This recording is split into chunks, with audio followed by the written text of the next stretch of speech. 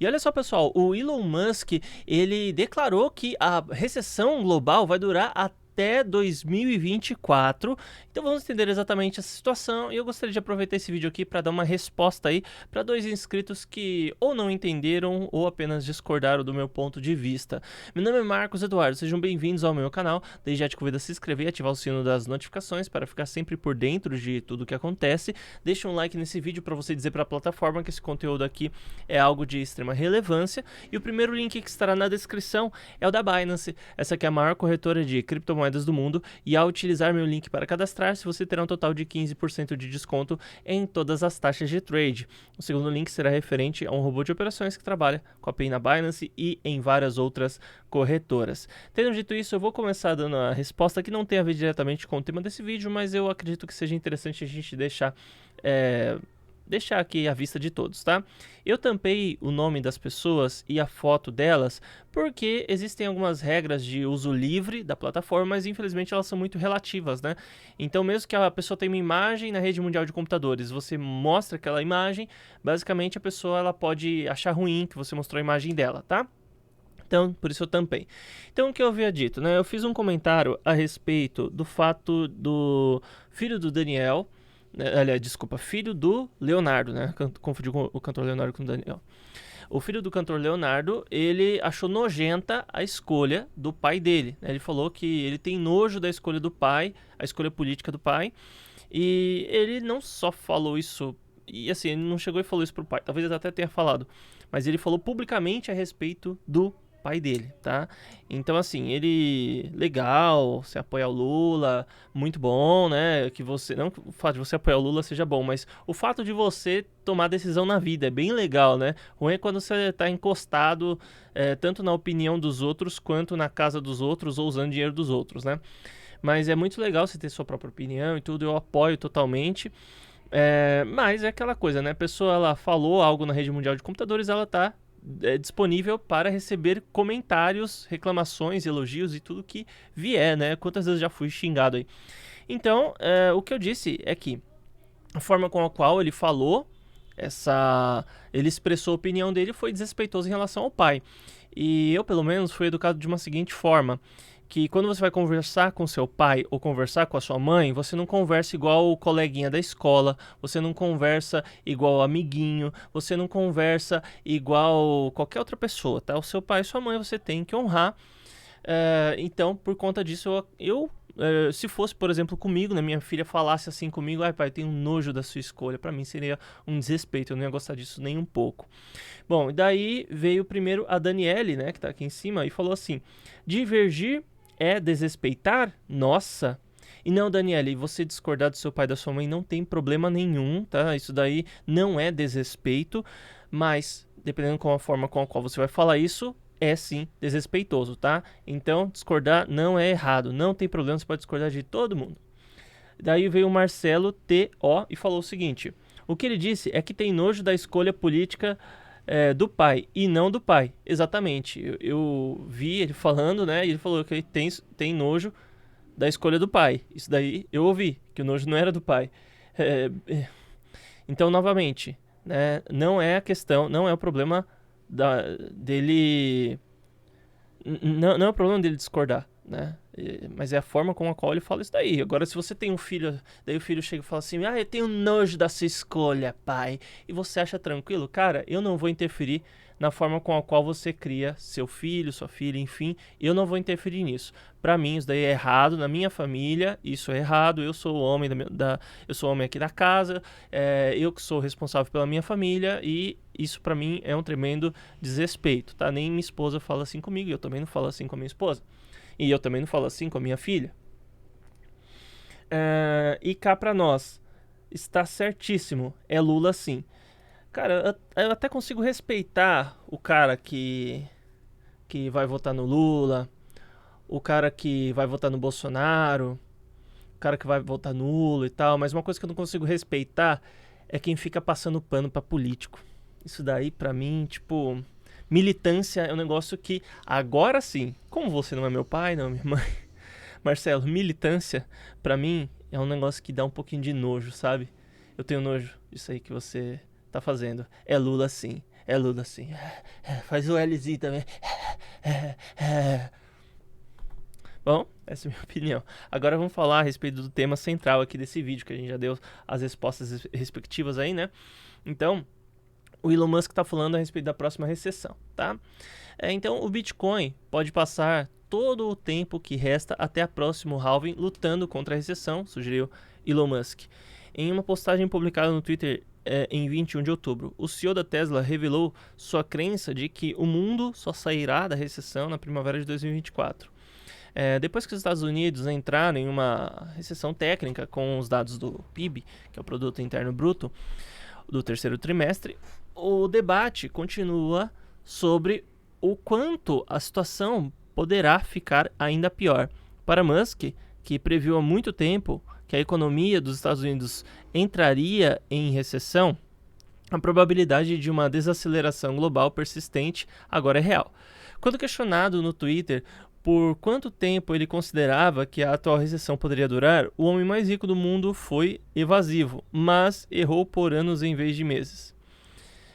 Apenas chutando, mas provavelmente até a primeira, no hemisfério norte, de 24.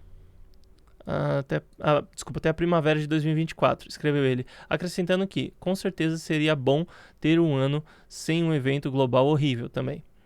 O último prognóstico de Musk pareceu particularmente doloroso para os analistas de criptomoedas. Ainda sensível aos movimentos de macro do mercado, o par BTC/USD caiu abaixo dos 19 mil, mostrando os dados do Cointelegraph Markets Pro e da TradingView. As reações à manifestação de Musk mostraram aceitação à ideia de que pode demorar até o próximo halving do Bitcoin para que o desempenho dos processos do mercado de criptomoedas veja uma mudança significativa em sua tendência atualmente. O halving está programado para ocorrer em 1º de maio de 2024. Se for verdade, metade do CT está em um asilo mental, comentou o perfil do recurso de análises dando dados on-chain Material Indicators.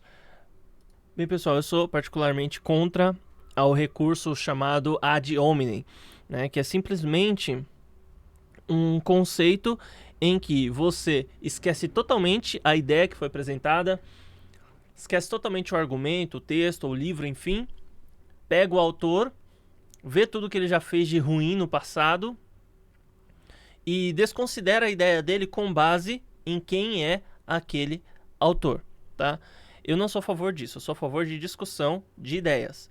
Só que, antes da gente discutir essas ideias, eu tenho que falar para vocês quem é o Elon Musk, tá? O Elon Musk é um ator, ponto.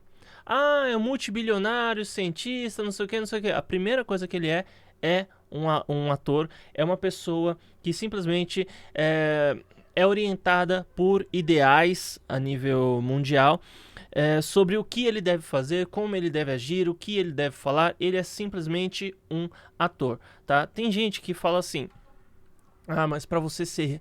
A pessoa, ela conseguiu ficar rica, ela conseguiu ficar milionária, ela ganhou muito dinheiro na vida, ela deve ser muito inteligente. Então, vou dizer um negócio para vocês. Nem sempre. Não é exatamente assim que a coisa funciona. Então, hoje a gente tem muita gente que é burra pra caramba e tem dinheiro. E tem muita gente que é super inteligente, mas infelizmente é pobre, tá? E muitas vezes a pessoa não tá disposta a fazer aquilo que é necessário para ganhar muito dinheiro. Nesses dias eu vi um vídeo no TikTok, eu acho, ou no YouTube, enfim, não lembro, que falava, o homem falava assim, né? O velhinho foi lá e me ensinou a ser rico. O que você tem que fazer para ser rico? Você tem que fechar os ralos, abrir as torneiras e trabalhar mais. Agora esqueci qual que é a terceira opção lá. E adiar o seu padrão de vida por 6 anos, né? É isso. E o que acontece é que isso daí faz total sentido. Fechar os ralos, né? O que é fechar os ralos? É você economizar. Então, vamos supor que você, todo fim de semana, você vai lá e vai numa balada, né? Você gasta uma grana gigantesca com balada, enfim. Então, você vai fechar. Esse daí é o ralo que é por onde está escorrendo a sua riqueza. Só que a questão é, o cara quer ficar rico? Sim, ele quer. Mas será que ele quer ficar rico tanto a ponto de superar e a ponto de conseguir repreender as suas próprias vontades? Então, é assim, cara. Se fosse desse jeito, praticamente não teria gente gorda no mundo. Tem muita gente que simplesmente não consegue superar a vontade de comer o alimento. Seja em determinados casos, obviamente, por problemas mentais. Em determinados casos, porque, embora ela queira ser magra, ela não quer tanto assim. Então, sem contar que existem fatores genéticos, enfim. Mas a grande verdade é essa. Poxa, eu queria ser um cara com menos gordura. Eu queria ser um cara realmente magro. Sim, eu gostaria muito. Mas eu não estou disposto a parar de comer pizza de fim de semana. Eu não estou disposto a fazer um monte de coisa. Então eu continuo com esse peso atual. Tô aqui, tá mais ou menos dentro do meu IMC, mas eu gostaria de ser um pouquinho mais magro. Mas assim, eu tô afim de parar de comer umas porcariadas. Às vezes não tô, cara. Simplesmente eu prefiro continuar com o físico do que eu tô. Eu consigo segurar isso ao invés de segurar minha vontade de comer coisas gostosas. Tá? Então é a mesma coisa. Então não é porque uma pessoa é pobre que ela necessariamente é burra, e não é porque a pessoa ela é rica que necessariamente ela é inteligente. Agora a gente vai para o segundo grau desse entendimento acerca da riqueza, né? Que é a questão do quanto essa pessoa, o que essa pessoa realmente fez ou o que fizeram por ela para que ela seja rica. Né? Tem de fato pessoas que surgem do nada e conseguem conquistar riquezas, mas existem pessoas que realmente recebem grandes incentivos. Você quer ver um caso aí? O cara da Microsoft, Bill Gates. Nossa, Bill Gates, não sei o que, tem livros sobre o cara e tudo. Mas eu vou contar a historinha aqui pra vocês do Bill Gates. Bill Gates é um cara que a mamãe dele era uma advogada super famosa de uma empresa chamada IBM. E a mamãe dele foi lá para a IBM e falou: olha, gente, meu filhinho está desenvolvendo um programa aqui, um software, né, para rodar em computador, para deixar esse computador mais bonitinho. Vamos fechar um contrato? Vamos, né?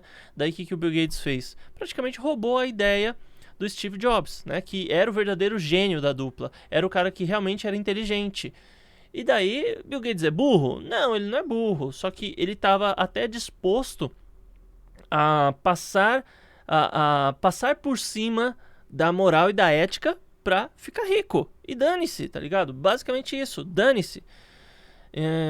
Então, né, tanto é que rolou, durante um bom tempo aí, rolou processo judicial entre Apple e entre o Steve Jobs, né, e o Bill Gates, né, enfim. Então, assim, não é só questão de ser inteligente, não é só questão de quem está por trás de você. É um conjunto de fatores que te leva a determinados pontos que você vai estar em determinado momento da sua vida, que você vai ter grande riqueza, enfim, né? É claro que é muito difícil você ganhar muito dinheiro sem você se esforçar. Um mínimo de esforço deve ter. Só que o que acontece é que tem pessoas que estão diante de certas condições em que eles não têm um grande esforço, mas acabam obtendo bastante capital. Né? Tem um apoio por trás.